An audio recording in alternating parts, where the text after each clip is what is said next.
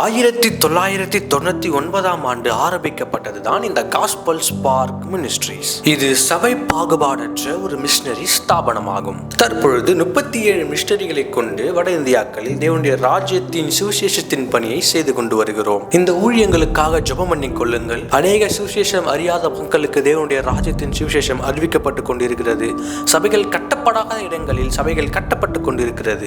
கர்த்தர் உங்களுக்கு ஏவினால் கொடுத்து தாங்குங்கள். எங்கள் ஊழியங்களுக்காக ஜெபம் பண்ணி கொள்ளுங்கள். கர்த்தர் உங்களை ஆசீர்வதிப்பாராக.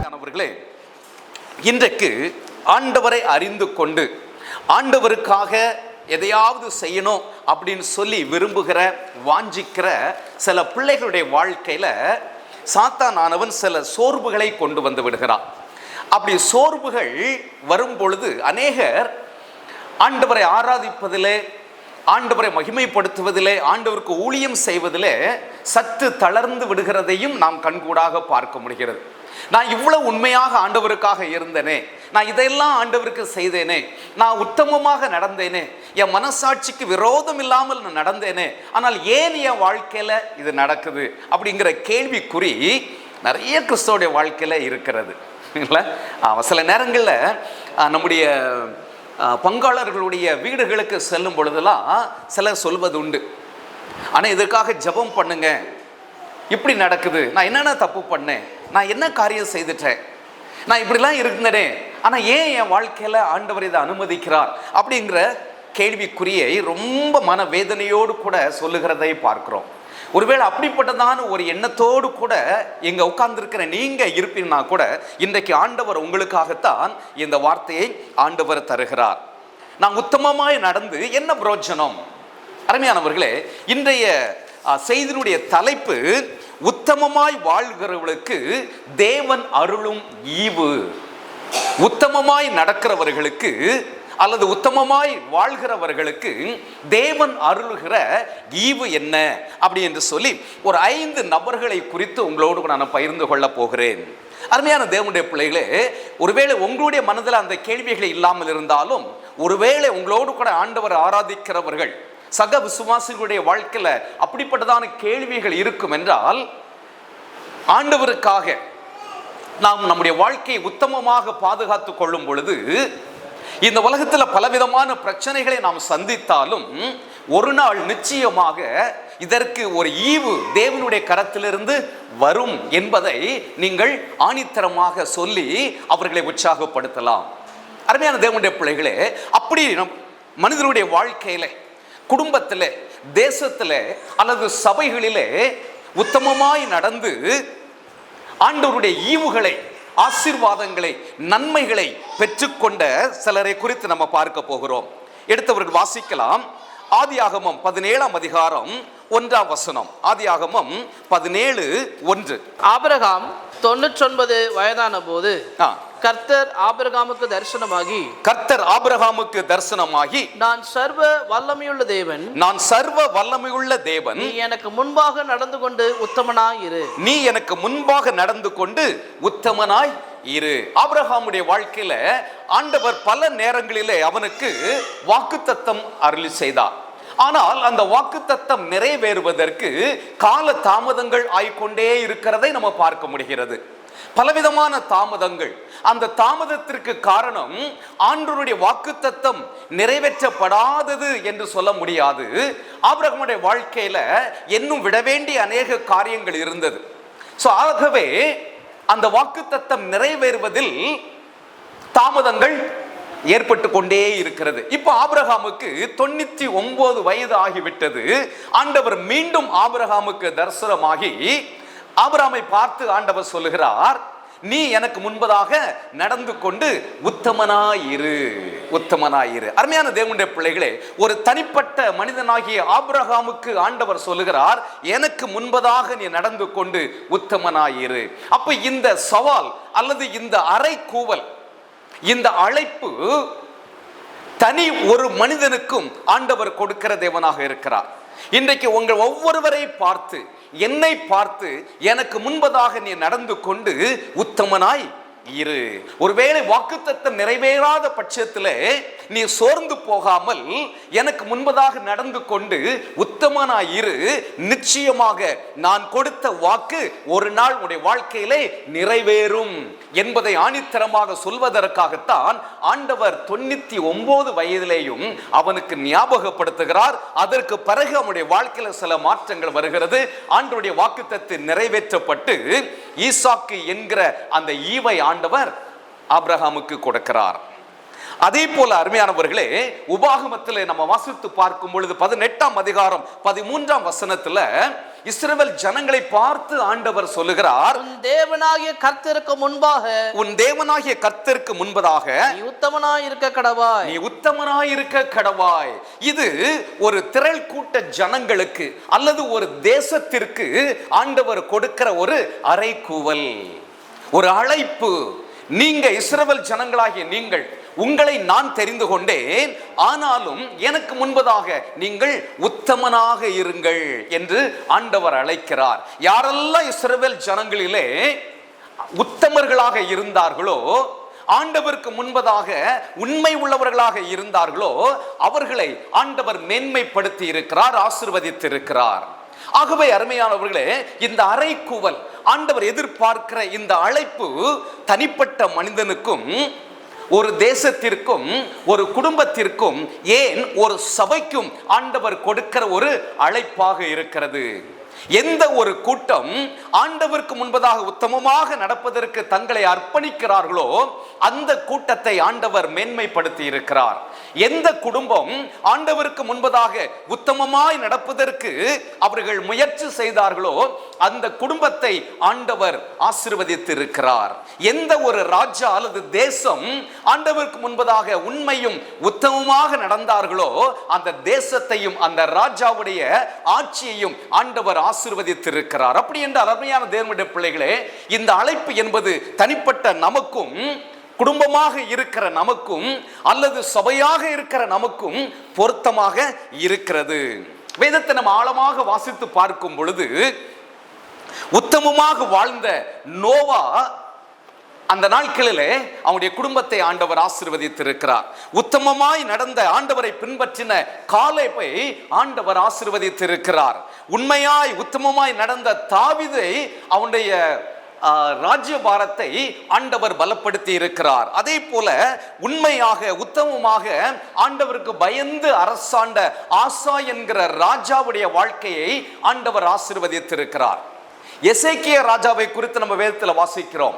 ஆண்டவருக்கு முன்பதாக அவன் உத்தமமாய் நடந்ததுனாலே ஆண்டவர் அவனுடைய வாழ்க்கையின் அந்த வாழ்நாட்களை ஆண்டவர் நீட்டித்து கொடுத்திருக்கிறார். அப்படி என்றால் அருமையான தேவனுடைய பிள்ளைகளே, இந்த நாட்களிலே நம்முடைய வாழ்விலே ஆண்டவர் உத்தமத்தை எதிர்பார்க்கிற தேவனாக இருக்கிறார். ஹல்லேலூயா. இந்த உத்தமம் என்பது நம்முடைய உள்ளத்தில் இருந்து வரக்கூடியது, நம்முடைய மனதிலிருந்து வரக்கூடியது. முதலாவது, நான் உத்தமமாய் வாழ வேண்டும் என்று சொல்லி மனதளவிலே விரும்பும் பொழுது அது செயல்களிலே வெளிப்படுகிறது. நான் ஆரம்பத்தில் சொன்னதை போல 5 நபர்களை உங்களுக்கு முன்பதாக நான் கொண்டு வர வேண்டும் என்று விரும்புகிறேன். அவர்கள் எப்படியெல்லாம் ஆண்டவருக்கு முன்பதாக உத்தமமாக வாழ்ந்தார்கள், அதனால என்ன ஈவு என்ற ஆசீர்வாதத்தை அவர்கள் பெற்றுக்கொண்டார்கள். வாசிக்கலாம். முதலாவதாக ஆதியாகமம் 6ஆம் அதிகாரம் 9ஆம் வசனம். நோவாவின் வம்ச வரலாறு. நோவா தன் காலத்தில் இருந்தவர்களுக்குள்ளே நீதிமானும் உத்தமனுமாய் இருந்தான். தேவன் சஞ்சரித்துக் கொண்டிருந்தார். ஓகே, அருமையான தேவனுடைய பிள்ளைகளே, இங்கே நோவாவை குறித்து நம்ம வாசிக்கிறோம். ஒருவேளை அந்த அதிகாரத்தினுடைய 5ஆம் வசனத்திலிருந்து 7ஆம் வசனம் வரைக்கும் நீங்கள் பார்ப்பீர்கள் என்றால், ஆண்டவர் மனிதனை இந்த பூமியிலே உருவாக்குனதற்காக மனஸ்தாபப்படுகிற ஒரு சூழ்நிலை உருவாகிவிட்டது. ஏனென்றால் ஆண்டவர் மனுக்குலத்தை பார்க்கும் பொழுது அனுதினமும் அவருடைய இருதயம் பொல்லாப்பானதை சிந்தித்து பொல்லாப்பான காரியங்களை செய்து தேவனுக்கு முன்பதாக அநீதியான காரியங்களை அவர்கள் செய்து கொண்டிருந்ததை நாம் பார்க்க முடிகிறது. ஆகவே மனிதனோடு கூட நான் போராட போவதில்லை என்று சொல்லி ஆண்டவர் இந்த முழு உலகத்தையும் அழிப்பதற்கு தீர்மானிக்கிறார். ஏனென்றால் மனிதனுடைய வாழ்க்கை ஆண்டவருக்கு மனஸ்தாபத்தை, வேதனையை உண்டாக்கிவிட்டது. இன்றைக்கு உங்களுடைய என்னுடைய வாழ்க்கை ஆண்டவருக்கு முன்பதாக நாம் சீர்தூக்கி பார்ப்போம் என்றால் அது வேதனையை ஆண்டவருக்கு கொடுக்குமா அல்லது சந்தோஷத்தை கொடுக்குமா? என்னை உண்டாக்கினதற்காக ஆண்டவர் மகிழ்ச்சி அடைவாரா அல்லது வேதனைப்படுவாரா? அன்றைக்கு நோவாவுடைய நாட்களிலே வாழ்ந்த அந்த மக்களை பார்த்து ஆண்டவர் வேதனைப்படுகிறார். ஆகவே இந்த உலகத்தை அழிக்க வேண்டும் என்று சொல்லி ஆண்டவர் விரும்புகிறார். ஆனால் வேதம் சொல்லுகிறது, நோவாவுக்கோ கர்த்தருடைய கண்களில் கிருபை கிடைத்தது. நோவாவுக்கோ கர்த்தருடைய கண்களில் கிருபை கிடைத்தது. ஏனென்றால் இந்த நோவா ஆண்டவருடைய பார்வையிலே உத்தமனாக அவன் வாழ்ந்தான். ஹல்லேலூயா! ஆண்டவருடைய பார்வையிலே உத்தமனாக அவன் வாழ்ந்தான். கொஞ்சம் சற்று அந்த நோவாவுடைய காலங்களை நம்ம யோசித்து பார்க்கும் பொழுது, நோவாவையும் அவருடைய குடும்பத்தையும் தவிர, அந்த 8 பேரை தவிர வேற ஒருவர் கூட உத்தமமாக நடக்கவில்லை.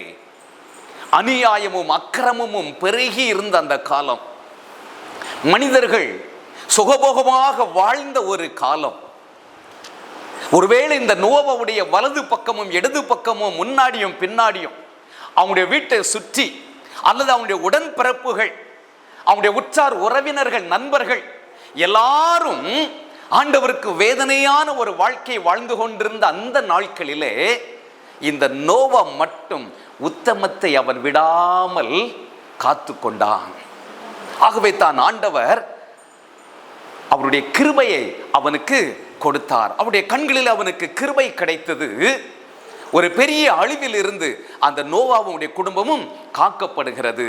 தொடர்ந்து நம்ம வாசித்து பார்ப்போம் என்றால், அருமையான தேவனுடைய பிள்ளைகளே, தன்னுடைய ஜனங்கள் மத்தியிலே அவன் உத்தமமாய் வாழுகிறான். இன்றைக்கு நம்முடைய வாழ்க்கையை நம்ம சற்று யோசித்து பார்ப்போம்.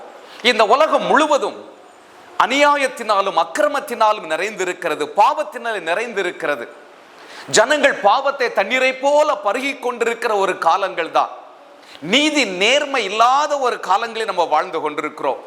நம்மை சுற்றிலும் நம்ம வாழ்கிற இடத்துல, ஏன் நாம் ஆராதிக்கிற, நம்மோடு கூட ஆராதிக்கிற ஜனங்கள் கூட சில நேரங்கள் தவறுகள் செய்யலாம், அநீதியான காரியங்களை செய்யலாம், ஆண்டவருக்கு பிரியமில்லாத காரியங்களை செய்வதை நாம் கண்கூடாக பார்க்கலாம். ஆனாலும் நம்முடைய வாழ்க்கை ஆண்டவருக்கு முன்பதாக உத்தமமாக இருக்க வேண்டியது அவசியம். பல நேரங்களில் இன்றைக்கு கிறிஸ்தவ சமுதாயத்தில் மற்றவருடைய குறையை சொல்லி சொல்லி சொல்லி சொல்லி அதையே பேசி பேசி பேசி அதையே பார்த்து பார்த்து பார்த்து நாமும் அப்படி மாறக்கூடிய ஒரு சூழ்நிலை வந்து விடுகிறது. எல்லாரும் தான் செய்யறாங்களே, இதுல என்ன தப்பு இருக்கு, அவங்களே செய்யறாங்களே. இல்லை அருமையானவர்களே, நாம் எப்படி வாழ வேண்டும் என்று சொல்லி ஆண்டவர் விரும்புகிறார் என்றால், எப்படி ஒரு சமுத்திரத்தில் ஒரு மீன் வாழுகிறதோ அதே போல ஒரு மீனை நீங்க எடுத்துக்கொண்டால் அது ஆரம்பத்தில் இருந்தே, அது சின்ன குஞ்சாக பிறக்கிற அந்த நேரத்தில் இருந்து அந்த உப்பு நிறைந்த அந்த தண்ணிக்குள்ளேயே அது வாழ்கிறது. ஆனாலும் அதை வெளியே எடுத்து நம்ம சமைக்கும் பொழுது அதில் என்ன போட்டு தான் சமைச்சு ஆகணும், உப்பு போட்டு சமைச்சு ஆகணும். ஒருவேளை அது உப்பு தண்ணிக்குள்ளேயே தானே இருந்துச்சு, அதனால நான் உப்பு போட மாட்டேன் அப்படின்னு நீங்க சமைச்சிங்கன்னா அதை வாயிலேயே வைக்க முடியாது, இல்லையா? ஆமா, அந்த உப்புடைய சாரம், அந்த உப்புடைய தன்மை, அந்த உப்பு தண்ணிக்குள்ளேயே அது வாழ்ந்தாலும் அந்த மீனுடைய உடம்புக்குள் அது ஏறாது. அதே போலதான் அருமையான தேவனுடைய பிள்ளைகளே, இந்த முழு உலகமும் அநியாயமும் அக்கிரமத்துக்குள்ளேயும் நிறைந்திருந்தாலும், பொல்லாங்கனுக்குள் இந்த உலகம் கடந்தாலும், இதுக்குள்ளேயே நீங்கள் நானும் வாழ்ந்தாலும், அந்த பொல்லாங்கான செய்கைகள், அந்த பாவமான காரியங்கள் உங்களையும் என்னையும் ஒட்ட விடாமல் நாம் வாழ வேண்டியது அவசியமாக இருக்கு. அதனாலதான் வேதம் சொல்லுகிறது, நீங்களும் நானும் செப்பரேட்டட் பீப்புள், பிரித்தெடுக்கப்பட்ட ஜனம். குளத்துல தாமரை செடியை நம்ம பார்த்து இருக்கிறோம். அந்த குளத்துடைய தண்ணீர் எந்த லெவலுக்கு இருக்கிறதோ அந்த லெவலுக்கு அதுவும் வளர்ந்து விடும். அந்த தண்ணி அந்த தாமரை இலை மேல எவ்வளவுதான் நம்ம ஊற்றினாலும் ஒட்டவே ஒட்டாது. இந்த உலகத்துல தான் வாழுகிறோம், ஆனால் பாவம் நம்மை ஒட்டாத அளவுக்கு நம்ம வாழ வேண்டியது அவசியம். இந்த நோவாவும் அவங்களுடைய குடும்பமும் பொல்லாங்கான அந்த உலகத்திற்கு அவர் வாழ்ந்தாலும், எல்லாரும் பொல்லாங்கான காரியங்களை செய்தாலும், எல்லாரும் தேவனை வேதனைப்படுத்தக்கூடிய அளவிற்கு வாழ்ந்தாலும், நோவாவும் அவனுடைய பிள்ளைகள், அவனுடைய குடும்பமும் மாத்திரம் பிரித்தெடுக்கப்பட்ட ஒரு ஜனங்களாக அவர்கள் வாழ்ந்தார்கள். ஆகவே ஆண்டவருடைய கண்களில் அவர்களுக்கு கிருபை கிடைத்தது. தொடர்ந்து நமக்கு நன்றாக தெரியும், அந்த பெரிய அழிவில் இருந்து ஆண்டவர் நோவாவுடைய குடும்பத்தை பாதுகாக்கிறார். ஹல்லேலூயா. அதுதான் ஆண்டவர் அவர்களுக்கு கொடுத்த ஒரு பெரிய ஈவு. உத்தமமாக நடந்தவர்களை ஆண்டவர் ஒரு நாளும் கைவிடவே மாட்டார். ஒருவேளை கைவிட்டதை போல நமக்கு தெரியலாம், ஆனால் நமக்கு முன்பதாக ஒரு பெரிய ஆசீர்வாதத்தை அவர் வைத்திருக்கிறார். அதை உத்தமமாக நடந்தவர்கள் பெற்றுக்கொள்ள முடியும். இரண்டாவதாக பாருங்க, ஆண்டவரை உத்தமமாக பின்பற்றின காலேபை குறித்து வேதம் சொல்லுகிறது. இஸ்ரவேல் ஜனங்களை ஆண்டவர் வனாந்தரத்திலே நடத்தி வந்தார். மோசேயுடைய தலைமையிலே எல்லாரும் திரள் கூட்டமான லட்சாதி லட்சமான மக்கள் அவர்கள் நடந்து வந்தார்கள். ஆண்டவருடைய அற்புதங்களையும் அடையாளங்களையும் ருசித்தவர்கள். வனாந்தரத்திலே மாத்திரம் அல்ல, எகிப்திலே இருக்கும் பொழுதும் ஆண்டவருடைய வல்லமையான கரத்தை, ஓங்கிய புயத்தை அந்த எகிப்து ஜனங்களுக்கும் ஆண்டவருடைய பிள்ளைகளுக்கும் உள்ள வித்தியாசத்தை எல்லாவற்றையும் கண்கூடாக பார்த்தவர்கள், ருசித்தவர்கள், அனுபவித்தவர்கள். செங்கடலை இரண்டாக பிளந்ததை பார்த்தவர்கள். அவர்கள் வெட்டாந்தரையில் நடந்து போவதை போல அந்த கடலுக்குள்ள நடந்து போகக்கூடிய அந்த அனுபவம் அவர்களுக்கு வந்தது. மன்னாவினால் போஷிக்கப்பட்டார்கள். கண்மலையின் தண்ணீரால் அவர்கள் தாகம் தீர்க்கப்பட்டார்கள். அவங்க வாழ்க்கை முழுவதும் அற்புதம்தான். சுருங்க சொல்ல வேண்டும் என்றால், வேலையே செய்யாம திருப்தியா சாப்பிட்டவர்கள். ஹல்லேலூயா. ஆமா, எங்கேயாவது அவங்க சம்பாதிச்சாங்களா? இல்லவே இல்லை. வேலை செய்யவே இல்லை. வேலை செய்யாம அவர்கள் போஷிக்கப்பட்டார்கள், உடுத்து வைக்கப்பட்டார்கள். ஒரு குறைவில்லாமல் ஆண்டவர் அவர்களை நடத்தினார். இதெல்லாம் அனுபவித்தவர்கள் ஆண்டவருடைய வல்லமையை மட்டுப்படுத்தி விட்டார்கள். அவரை பரிசோதித்து பார்க்க ஆரம்பித்து விட்டார்கள். பரீட்சை பார்க்க ஆரம்பித்து விட்டார்கள். மோசே 12 பேரை கானான் தேசத்திற்கு வேவு பார்க்க அனுப்புகிறார். 12 பேரும் சுற்றி பார்த்து விட்டு திரும்பி வருகிறார்கள். அங்க இருக்கிற விளைச்சல்கள் எல்லாம் கொண்டு வருகிறார்கள். கண்கூடாக அந்த தேசத்தினுடைய ஆசீர்வாதத்தை பார்க்கிறார்கள். உண்மையாகவே பாலும் தேனும் ஓடக்கூடிய அளவிற்கு செழிப்பான ஒரு தேசம்தான். ஆனால் அந்த 10 பேரும் கொண்டு வந்த ரிப்போர்ட் என்ன? ஜனங்களுடைய இருதயம் கலங்கி போகத்தக்க விதத்தில், அவிசுவாசப்படத்தக்க விதத்தில் அவர்களுடைய ரிப்போர்ட் இருந்தது. ஆனால் 2 பேர் மாத்திரம், யோசுவாவும் காலேபும் மாத்திரம், நாம் ஈஸியாக அதை ஜெயித்து விடலாம், அது பாலும் தேனும் ஓடுகிற தேசம்தான், நம்முடைய தேவன் நம்மோடு கூட இருக்கிறார் அப்படின்லாம் சொல்லி பார்த்தோம். ஜனங்கள் கேட்கவில்லை. காலங்கள் ஓடுகிறது. மோசே மரித்து விட்டார். மோசே மரிப்பதற்கு முன்பதாக யோர்தானுக்கு இக்கரையில 2.5 கோத்திரங்களுக்கு அந்த பகுதியை பிரித்து கொடுத்து விட்டார். முழுவதும் இன்னும் கொடுக்கல, பங்கிட்டு முடிக்கல. மோசே இறந்து போய்விட்டார். மோசேக்கு பின்பதாக யோசுவா அந்த தலைமை பொறுப்பை எடுத்துக் கொள்கிறார். யோசுவா மற்ற 9.5 கோத்திரத்திற்கும் பங்கிட்டு முடிக்கும் பொழுது காலேப் வருகிறார். இந்த காலேப் வந்து மோசே சொன்ன காரியத்தை நினைவு கூறும் பொழுது ஒரு காரியத்தை அங்க சொல்லுகிறார். பாருங்க, வாசிக்கலாம். யோசுவா 14ஆம் அதிகாரம் 9ஆம் வசனம். யோசுவா 14ஆம் அதிகாரம் 9ஆம் வசனம். அந்நாளிலே மோசே, நீ என் தேவனாகிய கர்த்தரை உத்தமமாய் பின்பற்றினபடியால் உன் கால் மிதிக்கும் தேசம் உனக்கும் உன் பிள்ளைகளுக்கும் என்றென்றைக்கும் சுதந்திரமா இருக்க கடவுள் என்று சொல்லி ஆணையிட்டார். பாருங்க, இங்க யோசுவாவிடம் சொல்லுகிறார், அன்றைக்கு மோசே ஆணையிட்டார், ஆண்டவருடைய வார்த்தையின்படி இன்றைக்கு எனக்கு வேண்டும் என்று கேட்கிறார். அருமையான தேவனுடைய பிள்ளைகளே, அதுல ஒரு வார்த்தை, நான் ஆண்டவரை உத்தமமாய் பின்பற்றினேன். உத்தமமாய் பின்பற்றினபடியினால், அருமையான தேவனுடைய பிள்ளைகளே, ஆண்டவர் ஒவ்வொருவரையும் பார்த்து கொண்டே இருக்கிறார். நம்ம அடிக்கடி சொல்லுவோம், ஞாபக புஸ்தகம் வைக்கப்பட்டிருக்கிறது என்று சொல்லி. ஆண்டவருக்கு, நாம் ஆராதிக்கிற தேவனுக்கு எல்லாவற்றையும் சேவ் பண்ணி வைப்பதற்கு, ஞாபகத்தில் வைப்பதற்கு ஒரு கம்ப்யூட்டர் அவசியம் இல்லை. அவருக்கு எல்லாம் தெரியும். அவருடைய கண்கள் பூமி எங்கும் சுற்றி உலாவி நல்லவர்களையும் பார்க்கிறது, உத்தமர்களையும் பார்க்கிறார், உத்தமர்கள் அல்லாதவர்களையும் ஆண்டவர் பார்த்து வருகிறார். மோசே இறந்து போய்விட்டார். மோசேக்கு இந்த காலேபை பற்றி நன்றாக தெரியும். 12 பேர்ல 2 பேர் தான் நல்ல செய்தி கொண்டு வந்தவர்கள், நற்செய்தி கொண்டு வந்தவர்கள். மற்ற 10 பேரும் துர்ச்செய்தியை கொண்டு வந்தவர்கள்.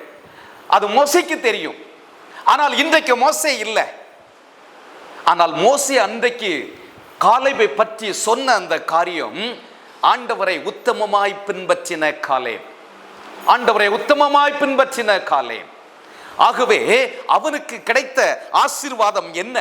அந்த வசனத்தை மீண்டும் ஒரு முறை வாசிக்கலாம்.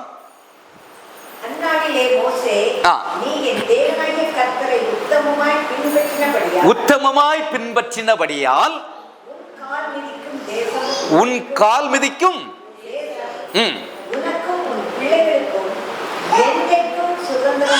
உனக்கும் உன் பிள்ளைகளுக்கும், ஹல்லேலூயா, உனக்கும் உன் பிள்ளைகளுக்கும். அருமையான தேவனுடைய பிள்ளைகளே, நம்முடைய பிள்ளைகள் ஆசீர்வதிக்கப்பட்ட பிள்ளைகளா இருக்க வேண்டுமா? காலேப்பு பாருங்க, அவன் உத்தமமாய் ஆண்டவருக்கு முன்பதாக நடந்து கொண்டான். ஆண்டுகள் பல உருண்டோடி விட்டது. இன்றைக்கு அந்த தேசத்தை பங்கிடும் பொழுது இந்த காலேப்பு கேட்கிறா யோசுவாட்ட, அந்த எபிரோனை எனக்கு தாரும். 14ஆம் வசனத்தில் எழுதப்பட்டிருக்கிறது, அந்த எபிரோனை எனக்கு தாரும். ஏன் எபிரோனை கேட்கிறான் அப்படின்னா, அது மலை தேசம். மலை தேசம் முழு இஸ்ரவேல் தேசத்திலையும் அல்லது கானான் தேசத்திலையும் இந்த எபிரோனுக்கு ஒரு பெரிய விசேஷம் இருக்கிறது. எபிரோனை குறித்து வேதத்தில் இங்க வாசித்து பாருங்க. அருமையான தேவனுடைய பிள்ளைகளே, அந்த எபிரோன் தேசத்தை எனக்கு தாரும் என்று கேட்கிறான். நான் 40 வயசுல ஆண்டவர் என்னை கூப்பிடும் பொழுது இருந்த பலன் இன்றைக்கும் இருக்கிறது. அந்த எபிரோன் தேசத்தை நான் ஜெயித்து கொள்வேன், எனக்கு தாங்க என்று கேட்கிறான். அப்பொழுது அவன் பயன்படுத்துகிற அந்த வார்த்தை தான் மோசே காலேப்பை குறித்து சொன்ன அந்த வார்த்தை, ஆண்டவருக்கு முன்பதாக உத்தமமாய் நடந்தேன் என்று சொல்லி. யோசுவா அந்த தேசத்தை கொடுக்கிறார். அப்போ அவனுடைய சந்ததிகள் ஆசீர்வதிக்கப்பட்ட சந்ததிகளாக மாறுகிறார்கள். மூன்றாவதாக, உத்தமமாய் ஆண்டவருடைய சமூகத்தில் நடந்த இன்னொரு மனிதனை குறித்து நம்ம பார்க்கலாம். நமக்கு எல்லாருக்கும் தெரிந்த ஒரு நபர் தாவீது ராஜா.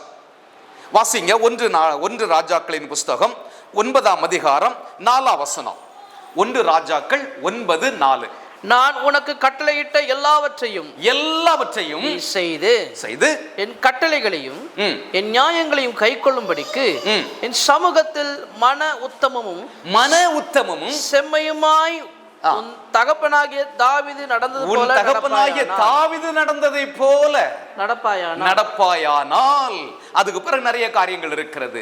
சாலமோனுக்கு ஆண்டவர் சொல்லுகிறார், உன் தகப்பனாகிய தாவீது உத்தமமாயும் செம்மையுமாயும் நடந்ததை போல நீ நடப்பாய் என்றால், உன் சந்ததிகள், உன் எதிர்கால சந்ததிகள், உன் பிள்ளைகள் இந்த தேசத்தை ஆளுவார்கள் என்று ஆண்டவர் வாக்கு கொடுக்கிறார்.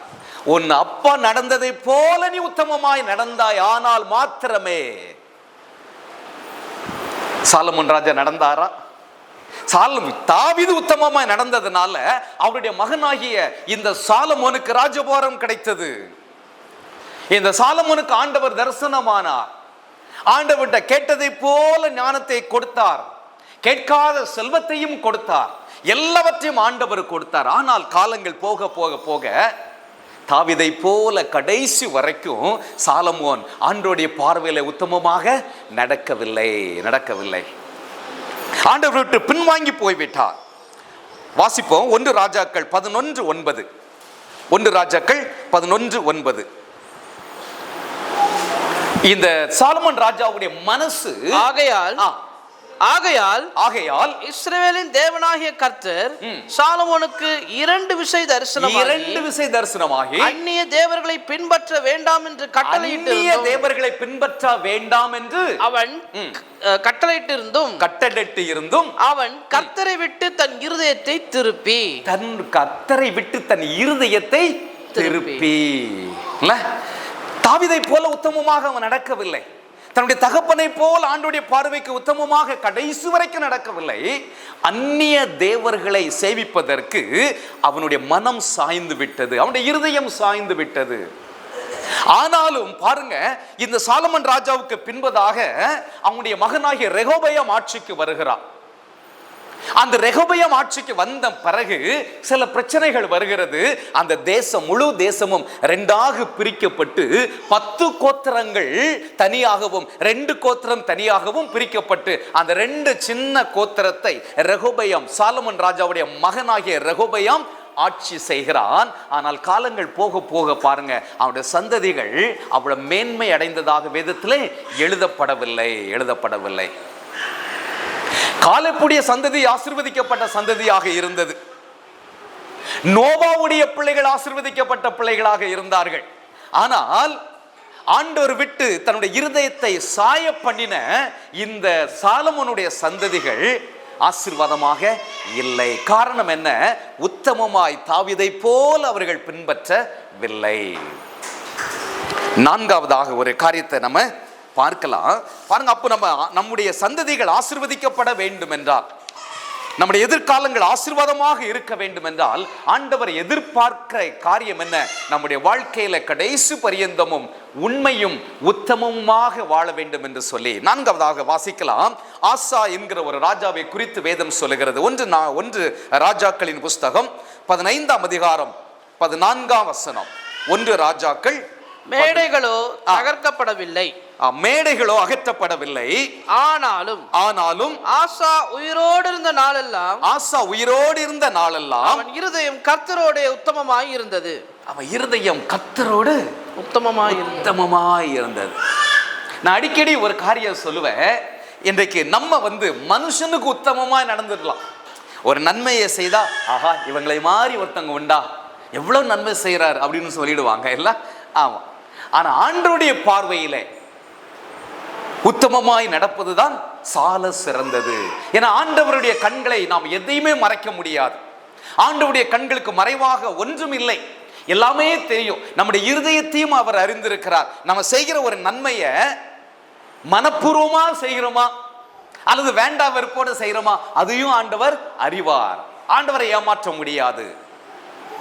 அதான் இங்க சொல்லப்பட்டிருக்கிறது, அவருடைய இருதயம் உத்தமமாய் இருந்தது.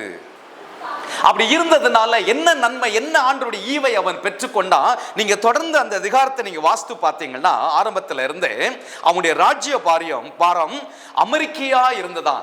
ஆசா ராஜா குறித்து ரொம்ப தெளிவான விளக்கங்கள் நீங்க 4ஆம் புஸ்தகத்தில் 2 நாளாகமம் 14ஆம் அதிகாரத்தை நீங்க வாஸ்து பார்த்தா நீங்க புரிந்து கொள்ளலாம். ஆண்டவருடைய பார்வையில நன்மையும் செம்மையுமானதை அவன் செய்தானா. ஆகவே 10 ஆண்டுகள் அவனுடைய ராஜ்யபாரம் அமெரிக்கையா இருந்தது. வேதத்துல நிறைய தேவனுடைய பிள்ளைகளுடைய வாழ்க்கையை அப்படியே ஆண்டவர் எழுதி வைத்திருக்கிறார். அவங்களுடைய பிளஸும் இருக்கு, அவங்களுடைய மைனஸும் இருக்கு இல்லையா? அவங்க செய்த நன்மையும் இருக்கிறது, அவர்கள் செய்த தீமையும் இருக்கிறது. அவர்கள் ஆண்டவருக்கு பிரியமாக செய்த காரியங்களும் வேதத்துல பதிவு செய்யப்பட்டிருக்கிறது. ஆண்டவரை வேதனைப்படுத்தி செய்த காரியங்களும் பதிவு செய்யப்பட்டிருக்கிறது. ஏன் அப்படின்னு சொன்னா, உங்களுக்கும் எனக்கும் ஒரு எச்சரிப்பாக. ஹல்லேலூயா. ஆமா, பாருங்க, இங்க ஆசா ராஜா கொஞ்ச நாள் நல்லதான் இருந்தான். அவன் அப்படி நல்லா இருந்த நாட்களில அவனுடைய இருதயம் ஆண்டவருக்கு ரொம்ப ஏற்றதாக இருந்தது. அவனுடைய இருதயம் உத்தமமாக இருந்தது. ஆகவே அந்த நாட்களில் அவனுடைய ராஜ்யபாரம் அமெரிக்கையாக எந்த விதமான ஒரு டிஸ்டர்பன்ஸ் இல்லாதபடிக்கு தேசம் அமைதலாக இருந்தது. பைபிள் சொல்லுது, அவன் நிறைய அரண்களை கட்டினானா, கர்த்தர் அதை வாய்க்க பண்ணினார், அவன் மேலும் மேலும் பலப்பட்டான் என்று சொல்லப்பட்டிருக்கிறது. ஆண்டவரை எப்படி அவன் உத்தமமாய் பின்பற்றினான் என்பதற்கு ஒரு அழகான ஒரு வசனம் 2 நாளாகமம் 14ஆம் அதிகாரம் 11ஆம் வசனத்தில் நம்ம வாசிக்கிறோம். ஒரு சின்ன ஜெபத்தை அவன் ஏறெடுக்கிறான். ஆண்டவரை, நீர் பலமுள்ளவனுக்காகிலும் பலனற்றவனுக்காகிலும் உதவி செய்கிறது உமக்கு லேசான காரியம் அப்படின்னு சொல்லிட்டு, தனக்கு விரோதமாக வந்த அந்த எத்தியோப்பிய ராஜா, அவனோடு கூட நான் யுத்தத்துக்கு போகிறேன், அவன் பெரிய திரள் கூட்டமாக வந்திருக்கிறான், ஆனாலும் நான் உண்மை சார்ந்து ஏராளமான அந்த கூட்டத்திற்கு எதிராக நான் வந்திருக்கிறேன். ஆண்டவரே, மனுஷன் உம்மை மேற்கொள்ளாதபடிக்கு நீர் பார்த்து கொள்ளும் என்று சொல்லி அழகான ஒரு ஜெபத்தை பண்ணுகிறான். அவனுடைய வாழ்க்கையில் ஆண்டவர் அவனுடைய உத்தமமான அந்த இருதயத்தை பார்த்து வெற்றியை கொடுக்கிறார். ஆனால் இந்த ராஜா காலங்கள் போக போக போக பாருங்க, பாஷா என்கிற ராஜாவுக்கு பயந்து போயிட்டு அவன் சில காரியங்களை, ஆண்டவருக்கு பிரியமில்லாத காரியங்களை செய்ய ஆரம்பிக்கிறான். அதனால அவனுடைய பின் சந்ததிகள் ஆசீர்வாதத்தை இழந்து போகிறார்கள். சுயமாக பாஷாவுக்கு பயந்து தன்னுடைய சொந்த சுயமாக தன்னை பாதுகாத்துக் கொள்வதற்காக ஆண்டவருடைய ஆலோசனையை கேட்காமல், ஆண்டவருடைய இருதயத்தை அவன் புரிந்து கொள்ளாமல், ஆண்டவருக்கு உத்தமமாக இல்லாமல் பின் நாட்களிலே தன்னை பாதுகாத்துக் கொள்வதற்கு சுயமாக சில அரண்களை அவன் ஏற்படுத்தி கொள்கிறான். அதனால அவனுடைய பின் நாட்கள் படுமோசமாக மாறிவிடுகிறது. அப்போ ஆண்டவருக்கோடு கூட நம்முடைய வாழ்க்கை கடைசி பரியந்தம் உத்தமமாக இருக்கும் பொழுதுதான் ஆண்டவரின் நிறைவான ஆசீர்வாதத்தை நாம் பெற்றுக்கொள்ள முடியும். கடைசியாக ஒரு நபரை உங்கள் மத்தியில் நான் மேற்கோள் காட்டிவிட்டு நான் உங்களுக்காக ஜெபிக்க விரும்புகிறேன். எசேக்கியா ராஜா 2 ராஜாக்களின் புஸ்தகம் 20ஆம் அதிகாரம் 3ஆம் வசனத்தை வாசிக்கலாம். 2 ராஜாக்கள் 20:3. கர்த்தாவே, நான் உமக்கு முன்பாக உண்மையும் மன உத்தமமாய் நடந்து உமது பார்வைக்கு நலமானதை செய்தேன் என்று என்பதை நினைத்தருளும் என்று ஜெபிக்கிறான். நடக்கிற சம்பவம் என்ன?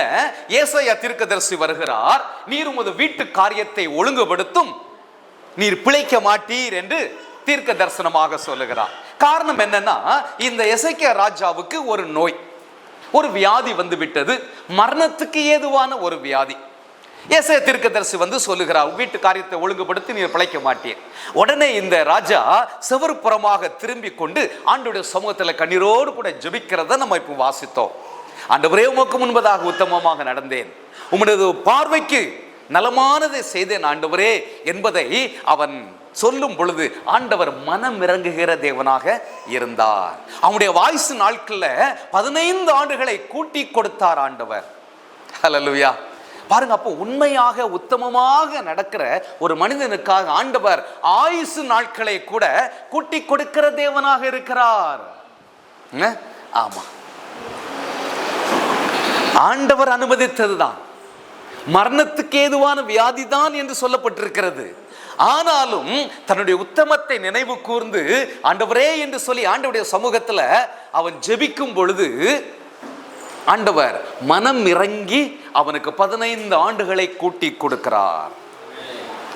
அப்ப அருமையான தேவனுடைய பிள்ளைகளே, ஆண்டவருடைய சமூகத்துல நம்ம உத்தமமாய் நடப்பதற்கு நம்மை அர்ப்பணிக்க வேண்டியது அவசியம். இந்த உத்தமம் எங்கிருந்து ஆரம்பிக்கிறது? நம்முடைய இருதயத்திலிருந்து, நம்முடைய மனதிலிருந்து ஆரம்பிக்கிறது. முதலாவது நான் உத்தமமாக நடக்க வேண்டும் என்கிற தீர்மானத்தை நாம் எடுக்கும் பொழுது ஆண்டவர் தொடர்ந்து நாம் உத்தமமாக நடப்பதற்கு வேண்டிய கிருபைகளை ஆண்டவர் தருவார். என்ன வேதத்தில் நிறைய காரியங்களை குறித்து நம்ம வாசிக்கிறோம். யோபு குறித்து ஆண்டவரே சாட்சி கொடுக்கிறார். என்ன சாட்சி கொடுக்கிறார்?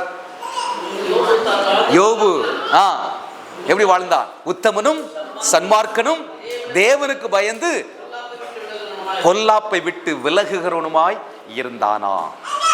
அதனால தான் கடைசி அதிகாரத்துல நீங்க பாத்தீங்கன்னா ஆண்டவர் அவனுக்கு இரட்டத்தனையான ஆசீர்வாதத்தை கொடுக்கிறார். அவனுடைய முன்னிலைமையை பார்க்கலாம் பின்னிலைமை அதிக ஆசீர்வாதமாக இருந்தது என்று வேதம் சொல்லுகிறது.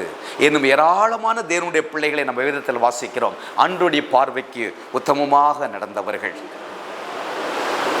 ஆகவே அருமையான தேவனுடைய பிள்ளைகளே, நம்முடைய வாழ்க்கையில ஆண்டவருடைய பார்வைக்கு உண்மையாக நம்ம நடப்போம். நம்முடைய வாழ்க்கையில சந்திக்கிற எல்லா காரியங்களிலும் ஆண்டவர் நமக்கு தந்திருக்கிற நேரத்தில் உத்தமமாக இருப்போம். ஆண்டவர் நமக்கு தந்திருக்கிற எல்லா விதமான வசதிகள் வாய்ப்புகளில் உத்தமமாக இருப்போம். ஆண்டவர் அப்படி உத்தமமாக இருக்கிறவர்களை ஆண்டவர் கனப்படுத்துகிற தேவனாக இருக்கிறார். அவருடைய சந்ததிகளை ஆசீர்வதிக்கிற தேவனாக இருக்கிறார். அவருடைய ராஜ்யபாரத்தை நிலைவரப்படுத்துகிற தேவனாக இருக்கிறார். அவருடைய குடும்பத்தை அழிவிலிருந்து பாதுகாக்கிற தேவனாக இருக்கிறார். தனிப்பட்ட ஒரு மனிதன் உத்தமமாக வாழும் பொழுது அவனுடைய எதிர்காலம் ஆசீர்வதிக்கப்பட்டதாக இருக்கிறது. அப்படிப்பட்டதான கிருபைகளை ஆண்டவர் நமக்கு தருவாராக. சுவிசேஷம் பறைசாற்றப்பட உங்களின் பங்கு என்ன? மிஷனரியை தாங்கலாம், ஆலயம் கட்டி கொடுக்க முன் வரலாம், இம்மாணவர்களின் படிப்பு தேவைகளை சந்திக்கவும் உதவி செய்ய முன் வரலாம். ஆதிவாசி பிள்ளைகளின் வாழ்வு வளம் பெற இலவசமாக பள்ளிகள் நடத்தப்பட்டும் வருகிறது. தொடர்ந்து ஊழியத்தை உங்கள் அனுதின ஜெபத்தாலும் உதாரத்துவமான உங்கள் காணிக்கையாலும் தாங்குங்கள்.